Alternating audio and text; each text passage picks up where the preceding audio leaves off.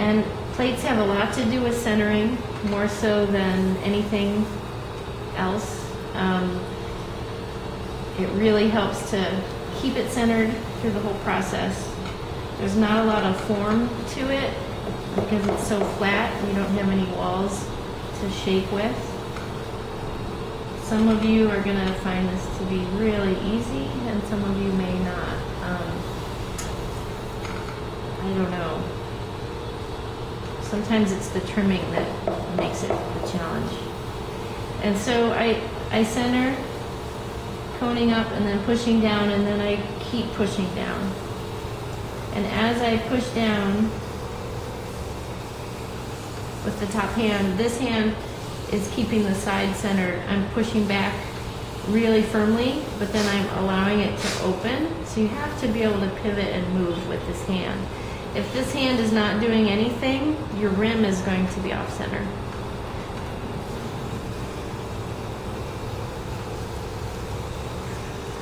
And now I'm pushing right in the middle.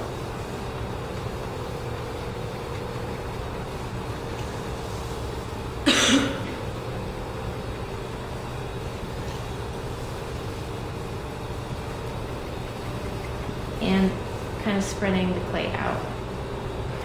And as I spread it out, I'm going to leave some thickness here to create a rim, which is something that you didn't see in the samples. And I'm going to get rid of those air bubbles with a pin tool. Do you guys get those? Do you know how to get rid of the air bubbles? Poke it from the side, and then the air can move out the back. That's my wedging, which is not very thorough. Okay.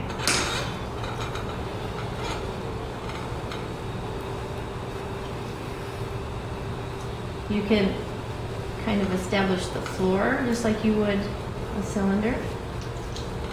It looks very different on a plate. And as I come out, I'm leaving that kind of tire of clay. Now, if you want to, you can use a rib. It helps to smooth it out and compress the clay.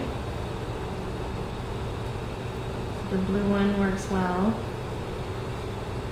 This one's more flexible than the black one. We can try the black one. Oh, this one's a different kind. This one's actually okay, and then to make the rim, I'm going to push up underneath that big, thick ring of clay and lift the walls up.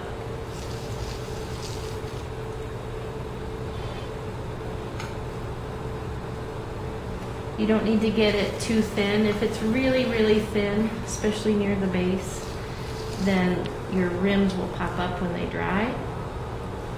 The other thing that might happen if they're super thin is they could collapse really easily when we go to pull the rim down.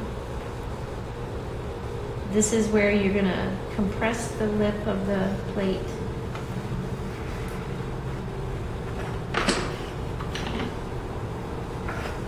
And to define the rim, I'm going to use the rib.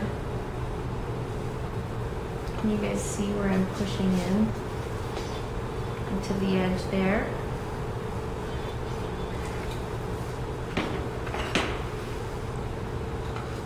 And then we bring the rib down.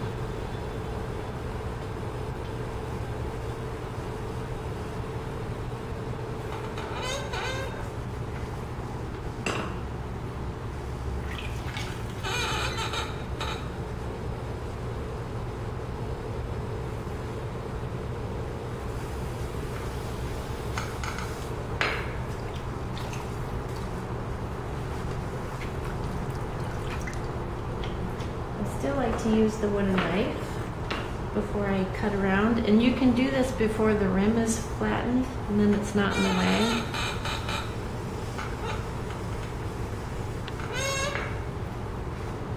And then cut it with a wire and leave it on the back.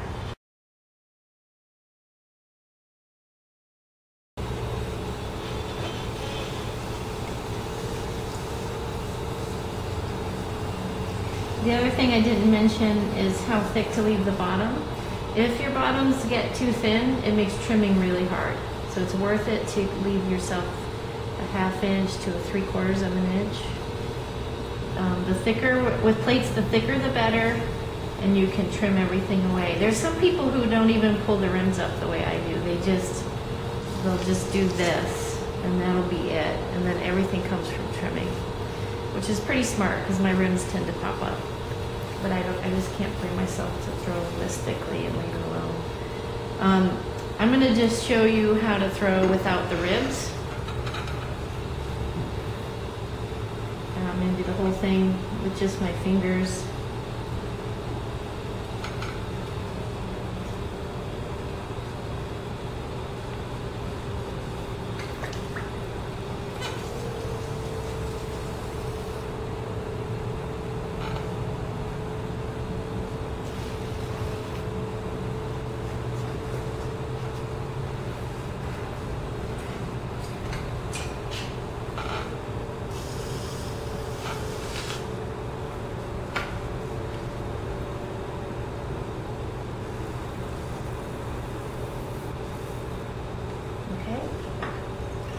Sound good?